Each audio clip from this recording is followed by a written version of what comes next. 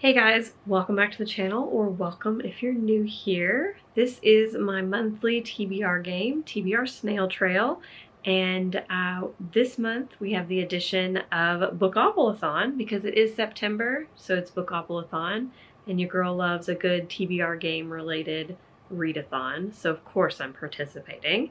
I will link Becca's channel down below. As well as the playlist for all of my Snail Trail TBRs. If you like what you see, please feel free to subscribe and hit that like button.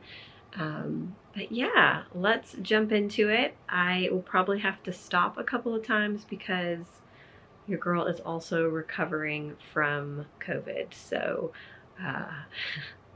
I don't have a whole lot of a voice. I actually filmed the rolls for these on a different day earlier in the week, so this is a little more hodgepodge than usual on that front. But let us get into what I read last month and how I did, and then we can talk about the rolls.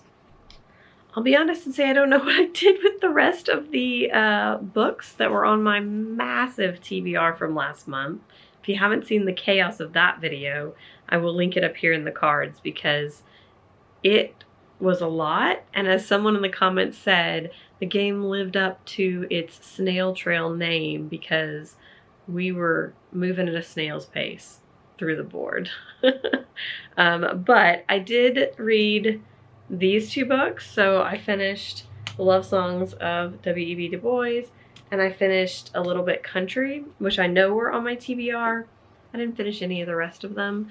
I read a few other books this month that were not on my TBR, and I think I started something else, but needless to say, I epically failed, which can be chalked up to the fact that that was an unrealistic TBR in the first place, and also to the fact that the whole family got sick, and there was a period of a week there where I was parenting and working full time, and there was just no time or energy left in the day to do anything. So August was a little bit of a bust in our house. But hoping for a much better September, and let's get started on that and see how the rolls go for TBR Snail Trail first, and then I'll do Bookopoly second. Oh, and I will say, because I don't have them here, I have a picture. I actually did all the rolls and then had my husband put the books in order. So I gave him 8 books and had him put them 1 through 8. So here's the picture of that. And then I lost the footage and had to re-roll. And so I ended up just opting for an 8-sided die and doing the same stack. So picture of the stack, and we will be doing an 8-sided die this time without the normal roll to figure out which die situation, because it was just a lot went wrong this month, if you can't tell. All right, so all right, so we have the D8. I am going to be using a different Snaily. I have no shortage of Snailies in my house. I was tired of having to edit down the sounds of the Lego snail click-clacking on the board. So, soft snail, problem solved. So, this Snaily is going to be my piece. So, let's roll and see how we do, and then see if we can combine that with Bookopolathon into something manageable. Oh, we've chosen violence right off the bat. I also, by the way, have a camera over here for showing the prompt cards because I just can't get this one to focus very well. So, I have not added the most recent books, I think, to this, so that's fun for me. Let's see what this one is. It is Newsroom Confidential. All right, so from right off the bat, Chaos was chosen, And we got a TBR jar pick, and what I pulled from the TBR jar was Newsroom Confidential by Margaret Sullivan, which was actually on last month's TBR, and I did not read it. But this is an essay collection about Margaret Sullivan's time in the newsroom. And yes, I really would like to get to this month because this comes out in October. It was sent to me by St. Martin's Press. And I would like to read it before it actually comes out. So this is on the TBR. Thank you, TBR jar. Not the worst thing that it could have pulled for me. Rule number 2. It's a 6.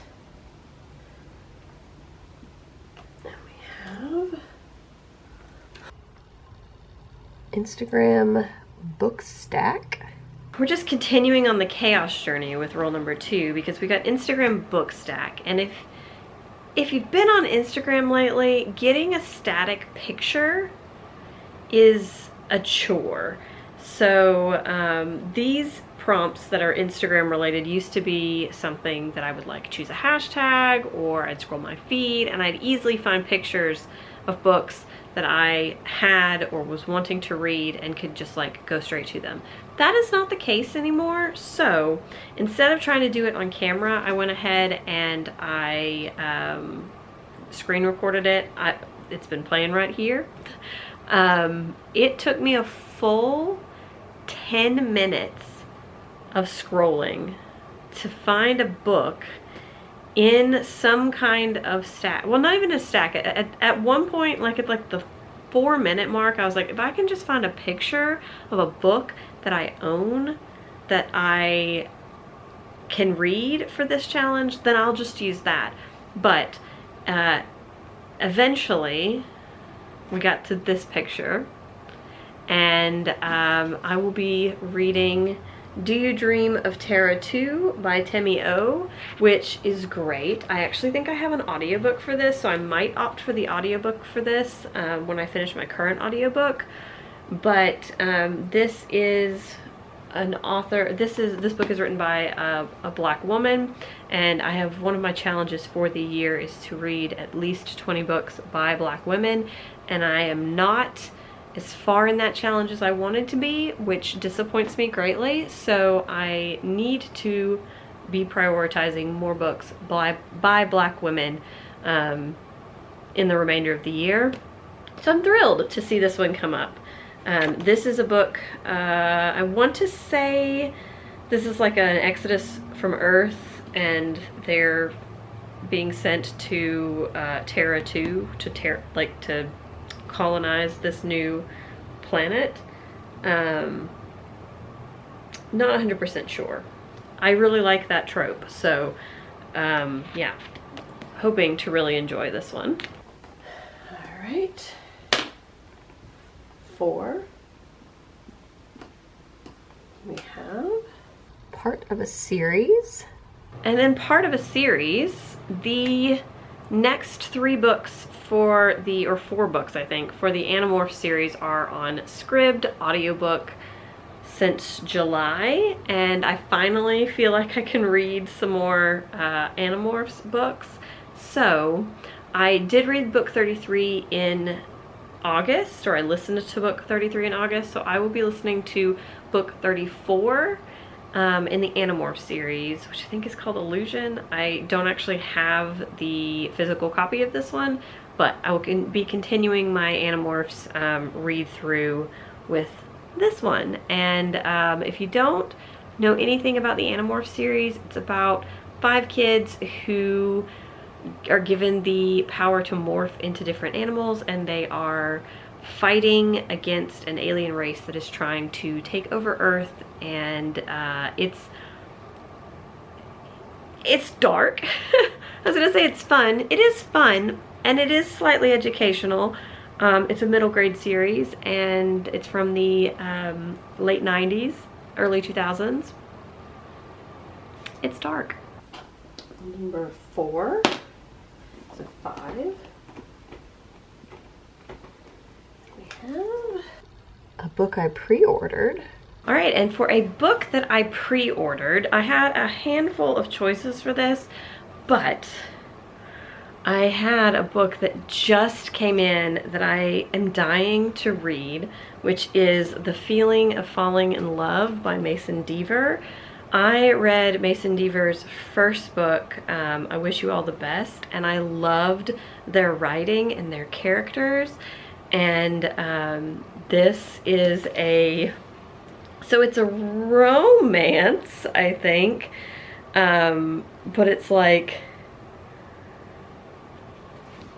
a love will ruin your life kind of thing, I think. But I mean, this cover, yeah, a combination of this cover and Mason Deaver being the author, and I was sold. So I am really, really hoping to pick this one up this month. Roll 5. I have a 3.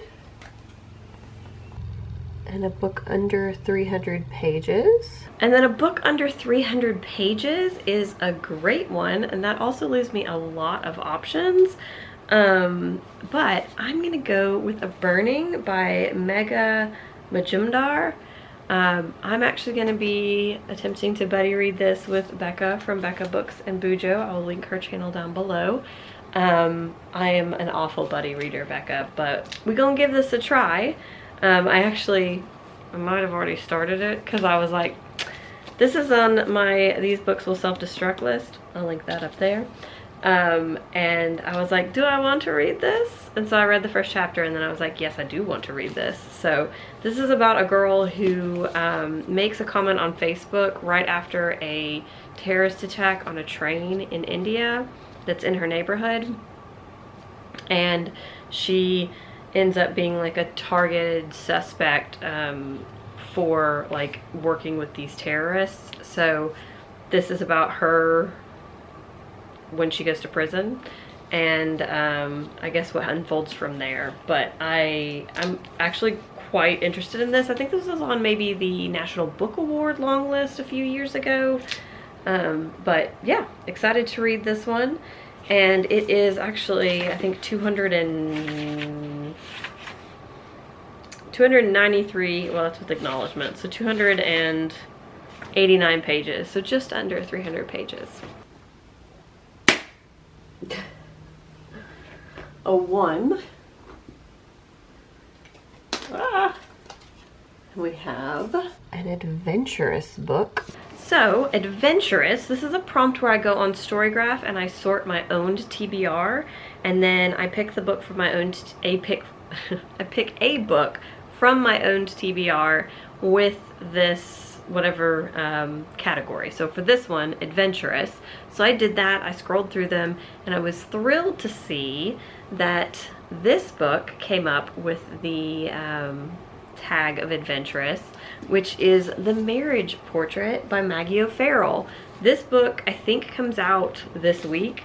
It was sent to me by Knopf, and I can't wait. I love Maggie O'Farrell. Hamnet was my favorite book the year I read it, and it still definitely holds up as one of my favorite books that I've ever read. It's beautiful, and just Maggie O'Farrell is a very talented writer, and I've been wanting to explore her backlist, but what can I do when this just falls into my lap?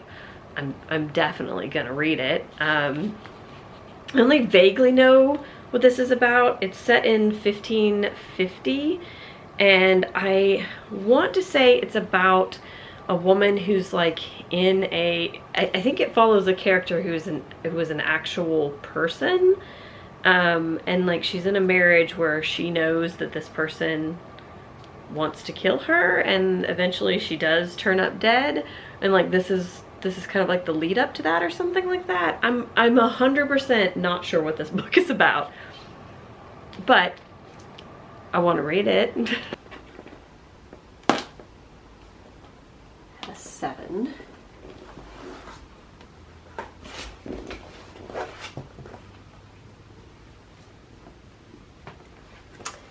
And that is a book with multiple perspectives. Multi-perspective was harder for me to find books in multi-perspective than I thought it would be. But I found another book that I own by a Black woman. This is The Travelers by Regina Porter. And I actually tried, like I started this earlier in the year and then it was just not the time to be reading this and put it down. But this is a bunch of interconnected stories from like a family. So it's a generational story. And each follows a different character, so very multi-perspective. And after reading the love songs of W.E.B. Du Bois, I am quite interested again in generational stories. So I thought this was a perfect book to read in September. And we have a 4. Well, I'll pop the picture up here again so that you can also see that number 4 in that stack is indeed James Baldwin's Go Tell It on the Mountain. So I'm gonna read this book this month. Here's my additional challenge on top of the fact that I want to read this book, but I want to put this book at the top of my TBR to read. And so I've been toying with an additional additive to the board, which is a rock. And the rock would be, if I land on that space, that I have to pick 2 prompts, that I have to combine them into one. So I am committing, and I have to make myself a note because I'm sure I'll forget by the time I film my next month's TBR, but I am committing to, if I do not read this book before the end of the month, that I will put a rock on the board for next month. So I don't do punishments, but I am giving myself an incentive, an extra incentive to read this. Oh, and this is, I think, a coming of age story. It's set in 1935, and yeah, that's all I know. But I have had this on my shelf longer than any other book on my shelf, but it's also a book that I really, really want to get to. And it is also on my These Books Will Self-Destruct list, and it is the one that I do not want to have to unhaul, so. All right, so now it's time to get into the Bookopolathon rolls. I will be doing 5 rolls, and then obviously any doubles that come up as I play through it.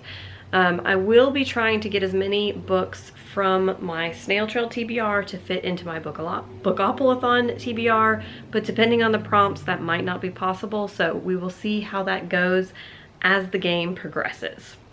All right, let's do this. My piece is a Dots themed Thomas the Tank Engine because we're potty training my toddler and he likes trains, so we have a lot of these. Let's go. I'm gonna do 5 rolls and we'll see how it goes from there. 8.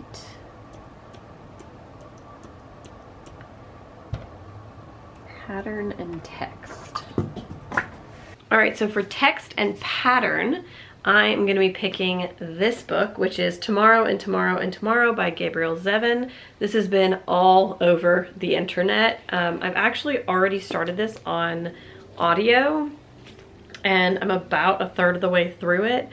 But I haven't been able to listen to an audiobook in 2 weeks, so I am just picking it back up now, and we'll be finishing it in the month of September. This is about a couple of people who they've come in and out of each other's lives, and they are working together on a game, a video game, and so it's got a lot of video game stuff. It's got a lot of friendship, relationship dynamics, and there's also some discussions about disability, internalized ableism, things like that. So this has been a really interesting read, and I look forward to continuing it in September.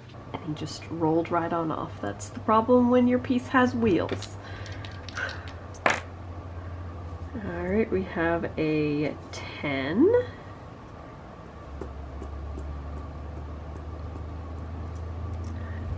And that is favorite setting. Well, that worked out for favorite setting because I already have a book with a favorite setting, which is Do You Dream of Terra 2? And like I said, this is an Exodus from Earth, colonizing a new planet story, and that is one of my favorite like settings, tropes, that type of thing, and space is also one of my favorite settings.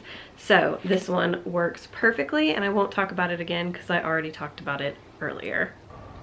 Roll number 3. There's the doubles. We have 8.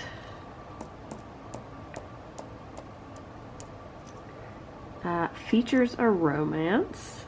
And we weren't going to get out of this without any doubles, so we did roll doubles here, so I will be doing 6 rolls now. But this one was for a book with a romance, and again, a book from my Snail Trail TBR. The Feeling of Falling in Love by Mason Deaver is perfect for that because this is a romance. So I will be adding this one to the Bookopolathon TBR along with my Snail Trail TBR. All right, Thomas, stay where you're supposed to be. Roll number 4. We have 9.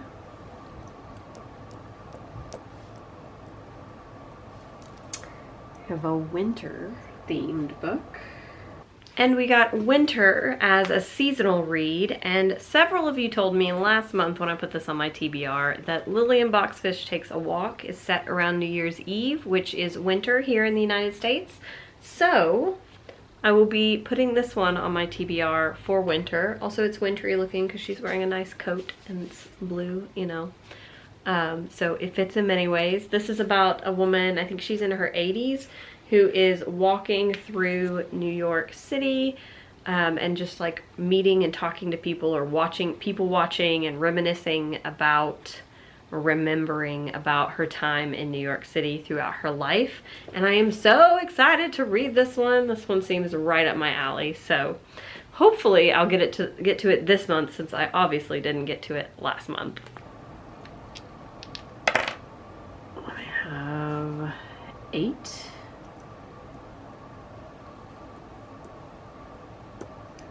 We have a book under 300 pages, so a small book. How funny that I got the exact same prompt. So a small book under 300 pages, which I will obviously be using a burning for, since I'm using it for under 300 pages on my Snail Trail TBR as well. So this counts for both Snail Trail and Bookopolathon. And what should be our final roll? And is, we have 11.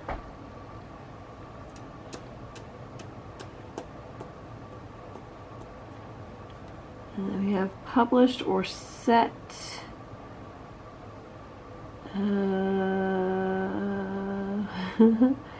Oh, does that say in 2020?